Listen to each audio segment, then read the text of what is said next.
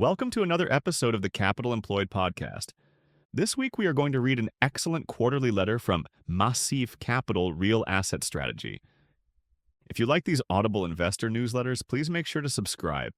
And if you are seeking more investing ideas, make sure to join the Capital Employed newsletter, where we interview fund managers who share their best ideas. We also publish a bi-weekly newsletter which features a curation of the best stock pitches from fund managers and renowned private investors. Visit capitalemployed.com to sign up. Massif Capital Real Asset Strategy.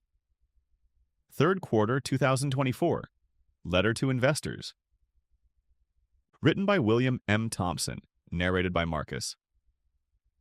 Dear investors, during the third quarter of 2024, the Massif Capital Real Asset Strategy was up 2.36% net of fees, with gross fees gains from the long book of 1.88% and short book returns of 0.71%.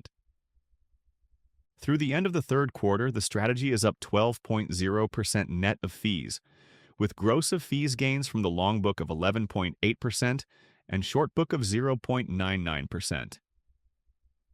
As this letter is going out toward the end of October, it seems worth noting that with 2 days left in the month, we have added a further 4.8% to the year's net of fees return, bringing our YTD to 17.5%. Siemens Energy, ENR, was again the best returner during the third quarter, delivering a 3.2% return for the portfolio, bringing the YTD portfolio return from ENR to 10.2%. Our tail risk hedge was the second largest contributor during the third quarter, delivering a portfolio return of 2.1%, followed by the longtime gold holding Equinox and OCI. Enovix was our biggest earner during the second quarter, generating a portfolio return of 6.7%. During the third quarter, it led the way as our biggest loser, falling 39.5% and generating a loss for the portfolio of 4.1%.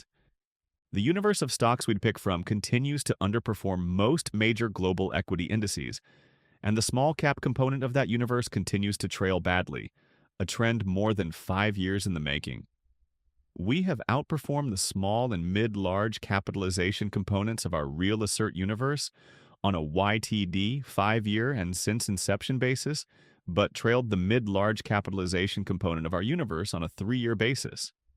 The universe's small cap component has performed very poorly in 3 and 5 years, with annualized returns over the last 3 years of negative 11.1% and over the previous 5 years of negative 1.7%. Overall, we think our performance this year has been solid. We are particularly pleased with our alpha generation this year. Based on information from Omega Point, our risk and factor exposure data provider, our YTD returns are 92% driven by alpha and 8% driven by factor exposure. Given the elevated levels of alpha, it is unsurprising that our correlation to both relevant, comparable, and major indices is limited. Equally important, when we look at correlations within the portfolio, despite our concentration, we have benign correlations. Our top 5 positions, which have averaged about 50% of the portfolio over the last 2 years, have a weighted average correlation to the overall portfolio returns of 0.38 and an R-squared of 0.16. In short, we continue to earn uncorrelated returns from a diversified spread of positions within the portfolio that is internally far less correlated than one would expect given our industry concentration. The mediocre performance of our universe, especially the inferior performance of the Massif Capital small cap universe, demonstrates the value that active management can bring to the liquid real asset universe, where unthinkingly holding assets is an almost sure method of losing money over the medium to long term. The mediocre performance of the Massif Capital small cap universe demonstrates this best, with negative returns across all relevant periods. Part of our outperformance is attributable to avoidance of Chinese markets, which represent a large part of our universe. The small cap universe underperformance is mainly attributable to the Chinese subsegment of the universe.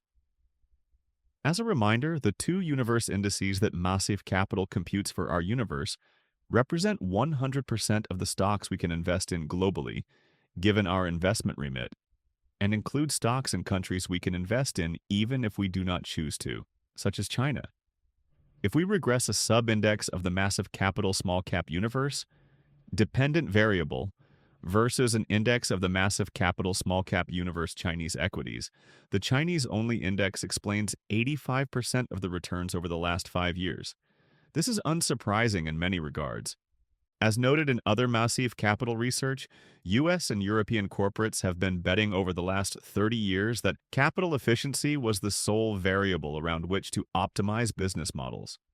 This is not an outlandish idea, but it can be taken to an illogical extreme. The most capital-efficient business owns nothing physical, produces nothing tangible, and, if it does, has outsourced the production to someone else.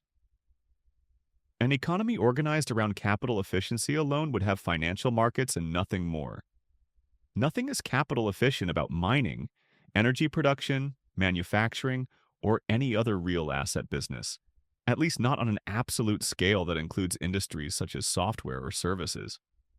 There are capital-efficient real asset businesses relative to other real asset businesses, but not relative to software businesses. The fundamental shortcoming of the 30-year drive for capital efficiency has been a failure to recognize that an absolute capital efficiency scale is inappropriate, and businesses can only effectively consider capital efficiency on an industry and business-specific basis. China has taken the other side of the capital efficiency bet throughout the last 30 years. The authorities in China believe that hard assets and real asset businesses are not just good to own and operate as an intermediate step to some higher level of economic evolution, or because of the easy financial returns possible due to Western outsourcing, but because hard assets and real asset ecosystem businesses bring many valuable upstream and downstream linkages that create value. We can see this shift in mindset occurring in real time by looking at the geographic breakdown of the Massif Capital small cap universe constituents over time. The charts show that small, mid, and large cap Chinese firms have surged in the liquid real asset universe. Our lack of investment in China constitutes a diversifying factor in our portfolio returns relative to our universe. It seems worthwhile to highlight that while the software is supposedly eating the world, at least according to Mark Anderson, in the real world, it is China, not software, that is eating the world. Where do we go from here? I don't know. Call China. In our last letter, we outlined that a significant drawdown did not seem in the cards for 2024. Such forward-looking prognostications are opinions strongly stated but loosely held. At the same time, it remains difficult to see what will derail the current U.S. market rally. Geopolitical issues abound, economic challenges in China continue, and Europe's economy is in middling shape, but U.S. markets are taking it all in stride, undeterred by anything. If we are looking for the next shoe to drop, and the usual signposts are not proving useful, perhaps it is because we are looking in the wrong place. As the rise of China in our universe index suggests, maybe we should be looking more closely at China, where the usual signposts are unlikely to yield meaningful results, given the entirely different construction of the economy and its international linkages. The decline of China's economy over the past 3 years, linked to the collapse of the property sector and weakness in local government infrastructure investment, has raised new questions about whether China is facing a structural economic slowdown, a critical question for our portfolio. China's economic growth over the past few decades has been remarkable, positioning the country as a significant global economic power. However, recent signs suggest that this era of rapid expansion may be drawing to a close, with potentially important implications for the 2025 real asset ecosystem. Several structural challenges, particularly in the financial system, the property market, and local government debt, are poised to slow China's economic momentum. This argument builds upon the idea that China's future economic growth will be far slower than its past performance due to several interrelated factors: unsustainable credit expansion, diminishing returns on investment, inefficient financial allocation, local government debt crises, and the limitations of transitioning to a new growth model. China's post-2008 growth is inextricably linked to its unprecedented credit expansion. The Chinese banking system experienced a dramatic increase in assets, swelling by $24 trillion from 2008 to 2016, making it the most significant single-country credit expansion in over a century. Banking assets totaled a staggering $59 trillion, over 3 times the size of China's economy and more than 56% of global GDP. While credit fueled China's rapid GDP growth, it also introduced significant fragility into the financial system, as such credit-fueled growth has always done in other economies, a lesson that must be relearned repeatedly. In the case of China, the fundamental issue lies in the fact that much of this credit was extended based on government guarantees rather than the profitability of the underlying investments. This large-scale lending to state-owned enterprises, SOEs, and local governments resulted in the accumulation of bad loans. These loans required continuous refinancing, leading to a scenario in which financial growth became disconnected from economic productivity. This extend and pretend dynamic means banks are stuck rolling over lousy debt instead of funding new productive investments. As a result, China's financial system is now a drag on economic growth rather than a facilitator. China's banking system cannot indefinitely support the same pace of credit growth. After the deleveraging campaigns initiated in 2016, credit growth slowed from an average of 18% from 2007 to 2016 to just over 9%. The reduction in credit growth has had material effects on critical sectors of the economy, notably property investment, which collapsed because of reduced access to financing. Property investment has been one of the primary reasons for China's growth, but its decline is symptomatic of a more significant structural slowdown. Moreover, local governments, relying heavily on borrowing to fund infrastructure projects, face fiscal pressures. Local government financing vehicles, LGFVs, are saddled with debt that incurs commercial interest rates far higher than the returns generated by public works projects. This mismatch between borrowing cost and investment exacerbates the financial strain on local governments, limiting their ability to maintain previous levels of investment. China's financial system has grown inefficient in channeling credit to productive sectors. Despite repeated calls from policymakers to direct lending toward more efficient and innovative sectors, the system remains heavily skewed toward SOEs and property-related investments. As of 2023, local governments and property developers continue to absorb a disproportionate share of credit, despite Beijing's efforts to pivot away from these sectors. China's financial system is further inefficient due to its low profitability. Chinese banks' total return on assets was a mere 0.57% in 2023. Without significant reforms to improve financial efficiency, China's system will remain a bottleneck to sustainable growth. Attempts to clean up bad debt and recapitalize banks are unlikely in the near term, leaving the system in a state of dysfunction. The local nature of the debt represents another major impediment to future growth. China's fiscal system is highly decentralized, with local governments responsible for a significant portion of public spending. However, the primary source of revenue for local governments, land sales, has dried up due to the collapse of the property market. As a result, local governments are struggling to service their debts, which have high interest rates through LGFVs. These fiscal constraints limit the ability of local governments to invest in new infrastructure, further dragging down growth. Moreover, the decline in tax and non-tax revenues from 22.1% of GDP in 2015 to just over 16% in 2024 illustrates the shrinking fiscal space available to support future economic activity. The subsequent budgetary tightening is compounded by rising debt servicing costs, leaving little room for expansionary policies that could stimulate growth. China's leadership knows that its previous investment-led growth model is unsustainable, yet transitioning to a new model is fraught with challenges. President Xi's proposed solution is to shift toward higher productivity sectors such as advanced manufacturing, electric vehicles, and renewable energy. While these sectors are poised for growth, they are unlikely to compensate for the decline in property and investment, which constituted around 40% of China's GDP at their peak.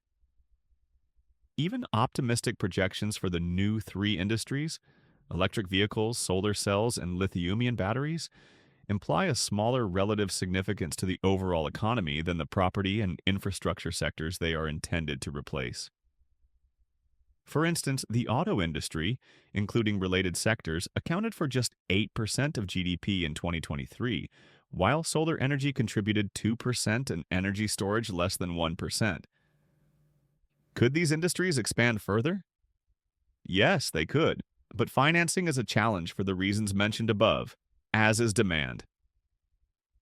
China's strategy of maintaining manufacturing-led growth through expanding its global market share faces headwinds from geopolitical developments.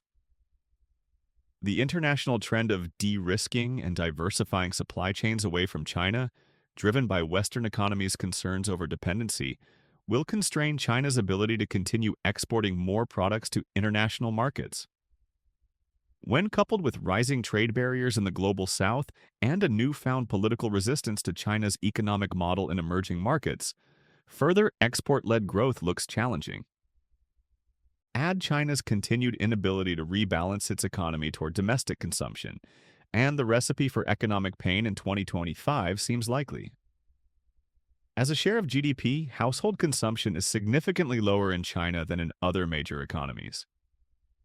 Meaningful efforts to boost domestic consumption would require significant fiscal reforms, including wealth redistribution and government transfers, neither of which appear likely under the current policy regime. Reform of the household registration system, the hukou system, which ties residency permits to employment eligibility, would also seem necessary. China's future economic growth is likely to be far slower than in the past, driven by the unsustainability of its credit-driven model, the inefficiency of its financial system, and mounting fiscal pressures on local governments. The shift toward higher productivity sectors, while necessary, will not be sufficient to offset the collapse in property and infrastructure investment. Moreover, global economic and political conditions limit China's ability to rely on export-led growth. Without significant structural reforms, including efforts to boost domestic consumption and recapitalize its financial system, China's economic trajectory will remain constrained. As a result, China's growth model is at an inflection point, with slower, more moderate growth being the likely outcome. We expect this growth overhang to weigh on commodity prices and the real asset ecosystem for the next 12 to 18 months. We would be surprised if the weakness in China did not translate to increased earnings dispersion among publicly traded real asset businesses. Management and operational excellence will become increasingly critical. Beta returns will be in short supply, necessitating good stock picking and portfolio construction to sidestep potential pain. The portfolio. Siemens Energy. Siemens Energy has had a great run from last year's lows. The stock bottomed out on 10/26/2023 at 6.87 and is now trading at 36.48, a 431% return. Our position, the largest in the portfolio at 11.5%, was built with an average entry price of $11, yielding a total return of 229%. The sell side is starting to take notice, and the firm's average 12-month sell-side price is now 33 Steelers across 21 analysts, up from the 12-month price target in December 2023 of 14.58. It's a day late and a dollar short, in our opinion. Unfortunately, the easy part of the investment is now behind us. Holding a position while management is executing and the market is positively repricing is easy. Selling decisions, on the other hand, are complex. Our life is made easier in this regard as the stock price of ENR is now in line with our valuation, assuming a return to positive EBITDA of the firm's troubled wind turbine business, an event that has yet to happen and one we don't expect to come to pass until 2026. At the same time, the rise in the stock price does call for a reassessment of our price target, as it is based on a sum of parts multiples analysis that utilizes multiples, and multiples have an embedded market sentiment variable. Did we read the market sentiment around the business incorrectly and apply an EBITDA multiple that was too low? It is difficult to say if GE Vernova, GEV, the closest comparable, is priced correctly, then we certainly did. GEV trades at an EBITDA multiple of 23.4 versus ENR's current EBITDA multiple of 9.6x. At the same time, our review of both companies suggests significant differences. For starters, GEV is a clean story with significantly lower net customer advances, lower provisions, and no obligation to buy a stake in an Indian business at a high multiple in the future. GEV also, and in our opinion most importantly, has a higher share of revenues coming from service, 45% in 2023, versus ENR, 36%. Investors in the US are also very bullish on US electricity demand, driven not only by AI but also by crypto mining, onshoring of manufacturing, semi, solar, and battery production will be very energy intensive, and general electrification. GEV's US exposure is 2x that of ENR. Finally, ENR has significantly lower cash generation in the next couple of years, so there is no real prospect of dividends or share buybacks in the future, at least not prudent dividends or buybacks. Can ENR address any of these issues to justify closing the multiple gap? Perhaps, but it will be difficult, and we are not optimistic in the near term. ENR can never be a clean story as it has a messy history, so investors will always need to tussle with that reality. Furthermore, ENR has commitments to buy back a stake in its Indian business from Siemens and has a 20% shareholder, Siemens, that is intent on selling down its position. Both events will continue to weigh on the stock until they are resolved, which will take a few years. Furthermore, there is very little ENR can do about the bullish U.S. electricity demand narrative. It is a moment in time that is boosting the appeal of GEV to U.S. investors looking for a way to play an in-vogue theme. GEV is getting a pricing bump due to the narrative, even if it is not yet translated into a fundamental basis for a valuation bump. The positive sentiment component of the theme will disappear far sooner than ENR can expand its operations in the U.S. ENR can work to grow market share in the U.S. electricity system, and they are, as we discussed in our second quarter letter, but that will take far longer than the sentiment will hold. The revenue mix is an interesting lever that the company could try to pull in the long term to increase the perceived value of earnings, but that will be a lengthy process. We suspect the multiple premium on GEV will dissipate far sooner than ENR will be able to increase service revenue by 10%. Services revenue in the wind turbine segment, the most obvious place for growth in service revenue, is also becoming highly competitive. Not only are turbine manufacturers becoming highly proficient at servicing the turbines of other manufacturers, Siemens Gamesa services over 12 gigawatts of third-party turbines, which represents 15% of its total onshore wind portfolio under service. Vestas services 90 gigawatt of other OEM turbines, but project developers are also taking more nuanced approaches to servicing. Developers looking to be asset owners are increasingly building in-house capabilities to lower maintenance costs. Italian wind giant Enel, for example, has an average servicing contract of just 3.5 years across its wind asset portfolio, after which it takes the responsibility in-house. On the other hand, developers looking to sell assets, such as Swedish developer OX2, have signed servicing contracts that average 31 years, which they hope will bring certainty to the future cost of owning assets and thus a clearer picture of the business case as the attempt to sell the assets to institutional investors. It seems unlikely that we will see a step change in servicing revenue from wind turbines. Incremental improvements for sure, a massive bump that changes the company's overall revenue mix, unlikely. The gas turbine business is the other major source of servicing revenue. With an installed base of 7,800 turbines, Siemens Turbine Servicing business accounts for 60% of the gas turbine business revenue. Management believes it has the potential to deliver low to mid single-digit servicing revenue CAGR through 2026. Still, this growth rate does not drive the revenue mix at the business, much closer to the GEV revenue mix. Service contracts on new gas turbines sold in 2023, for example, only add $130 million in new revenue to the top line, a bump of only 0.4%. It seems far more likely that GEV will get repriced lower on a lower multiple before ENR justifies trading at the 23.4x EV EBITDA multiple that GEV trades at.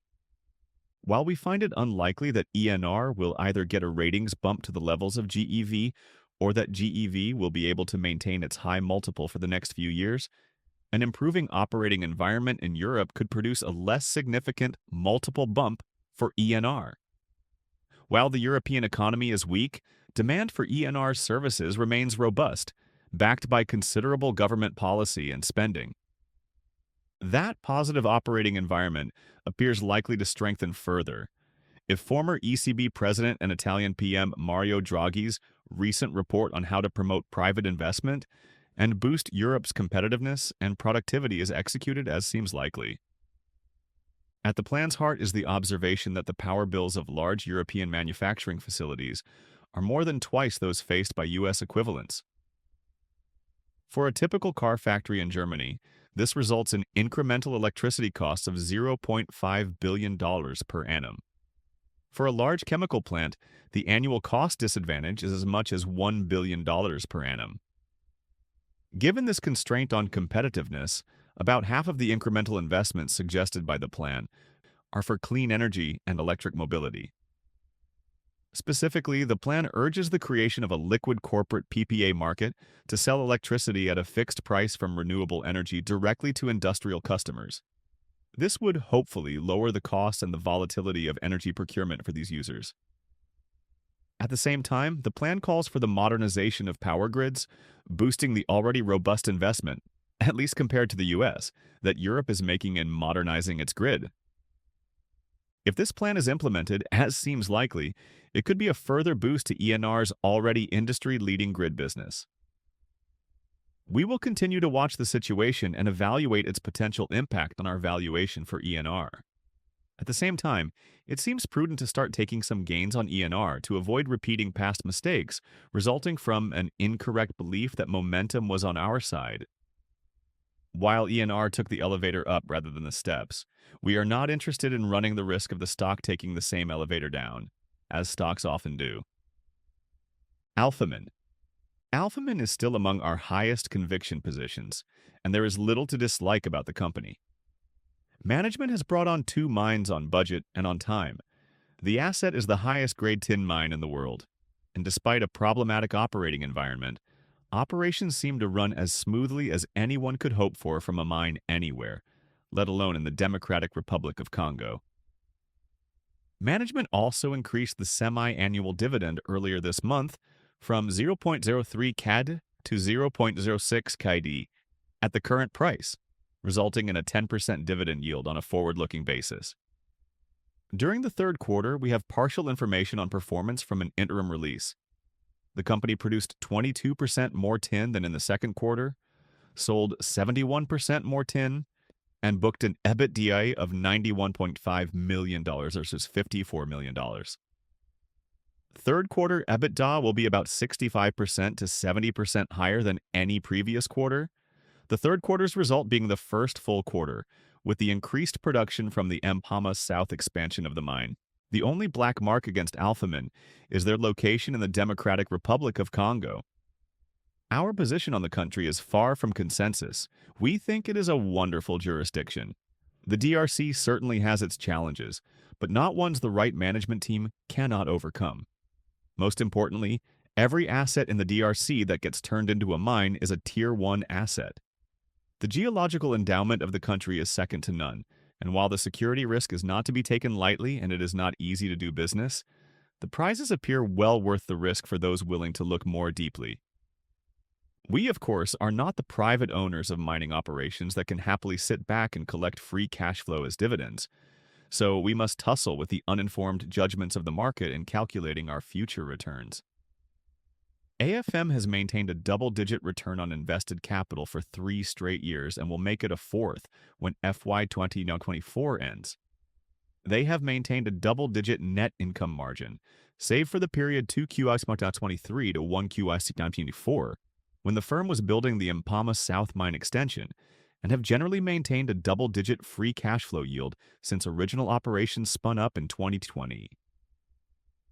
Despite all of this, the company currently trades at, by our estimate, between 2.2x and 2.5x times 2024 sales and a 2024 EV/EBITDA of around 4.2x to 4.5x. It is cheap and unloved, and we have not even touched upon the wonderful commodity backdrop it has got, in the form of a tin market that has long been forgotten, yet is more critical today than ever, as the glue that keeps everything electronic together. With all these good things happening, it is still far from clear the market will ever properly acknowledge the spectacular job management has done with this company. We are up nearly 200% in the position since our first purchase in 2021, but we think there is another 150% gain before the stock reaches fair value. Call us if you know anyone with $1.5 billion in cash lying about. We know the asset we would buy. Barring that, we hope to try and shine a light over the upcoming 12 months on some of the great opportunities currently on offer for the intrepid investor willing to venture forth into Africa and maybe, with some luck, dispel the broader market narrative of what appears to us to be an inappropriate fear of African assets. On the tail risk hedge, we have long run a tail risk hedge as part of our portfolio construction methodology. It is a controversial position, and we feel the need to reaffirm our commitment to it about once a year. The third quarter of this year was a period that justified the existence of our tail risk hedge. So we will reaffirm our commitment now, ahead of a possible event-driven opportunity for further monetization in the fourth quarter. Some investors like the tail risk hedge and some don't. This position generates strong feelings, disproportionate to its potential portfolio drag, and out of sync with our returns from the position. The last 8 years have been good for maintaining a tail risk hedge. Since the firm's start in 2016, the tail risk hedge has paid off 4 times, more than history suggests it should. It has been a very profitable position for us. During the third quarter, it provided a 2% portfolio-level return on a volatility spike, and thus the position currently has a positive return of 1.6% for the year. If you do not watch the market closely and just look at the headlines these days, you would be forgiven for thinking the markets are in rude health. Record prices, relatively buoyant commodities, and corporate bonds are mostly healthy, but dig deeper, and things are a little more troublesome. August and September in particular seemed a little different. During August, the VIX spiked dramatically, driving our tail risk hedge returns, and remains slightly elevated, and the MOVE index is in a similar situation, elevated relative to its 10-year history. The headlines are not to be trusted. They are not necessarily wrong, but they should certainly not be taken at face value. The cost of our tail risk hedge and how it is trading, it is an actively managed position, clearly show that others share our mistrust. It has gotten more expensive, so its notional value has shrunk. The evidence is not just anecdotal. The nation's tail decks, a measure of the cost of using out-of-the-money SPY put options to insure against tail risk, is up 90% this year. As Bloomberg recently noted, traders who got blindsided when things turned violently against them in August and September are piling into hedges, shell-shocked by summer chaos. We suspect calm is more likely than volatility for the rest of the year. The price of the tail risk hedge tends to tell us when volatility is coming, and although it clusters, the market piling into the hedge usually signals less to worry about, not more. That said, we do not know what the future holds. History only rhymes with the future. It does not repeat. In Rudyard Kipling's poem, In the Neolithic Age, the bard of British imperialism noted that the wildest dreams of Kew are the facts of Kathmandu. This is a sentiment we think is worth highlighting now. Markets live and breathe future scenarios, but the future is uncertain, and far more is possible than we dream of. It is best to protect against the foreseeable reality that bad things will happen, even if we cannot predict them. With the upcoming U.S. presidential election, we have another possible volatility event that could generate the types of dislocations that warrant monetizing the tail risk hedge. U.S. equities are close to all-time highs despite the approaching election, contrasting to prior election cycles where markets tended to be more risk-averse. This complacency is partially attributed to sustained positive market performance and investor expectations for a year-end rally. The recent rise in the odds of Donald Trump winning the U.S. presidential election, the last week or so, has corresponded with a drop in the S&P 500 volatility premium associated with the event risk, despite polls flagging a tight race. The market is pricing in less volatility around the event and a less volatile response to the outcome. The SPX options market is pricing a one-day index move of about 1.8% in relation to the U.S. election, a meaningful move but not the 2.4% move implied in recent weeks. As we noted above, the insurance cost has risen, but as the election gets closer, the spread of the possible future outcomes the market is envisioning is tightening, creating a mispricing in the left tail. We hope the election goes off without a hitch, and everyone agrees on the outcome. But uncertainty around the event seems like it should be the base case. With the VX at 19 and SPX realized volatility below 10, the spread is in the 92nd percentile of the last 10 years. Meanwhile, there are plenty of volatility catalysts in the first 7 days of November, besides just the election, including non-farm payrolls, November 1, the U.S. election, November 5, the next Fed meeting, November 7, and ongoing geopolitical catalysts. There seems to be plenty of reasons to think that a spike in volatility on election day or after is in the cards. Uncertainty is likely and may extend far beyond the period immediately surrounding the election, as both parties appear unwilling to accept results that do not produce favorable outcomes. Our tail risk hedge, a functionally long volatility position, seems as prudent as ever. As always, we appreciate the trust and confidence you have shown in Massif Capital by investing with us. We hope that you and your families enjoy the final months of summer and the start of fall. Should you have any questions or concerns, please do not hesitate to reach out. Best regards, William M. Thompson. Disclaimer. This article is for informational and educational purposes only and should not be seen as investment advice. Please do your own research before investing in any company mentioned.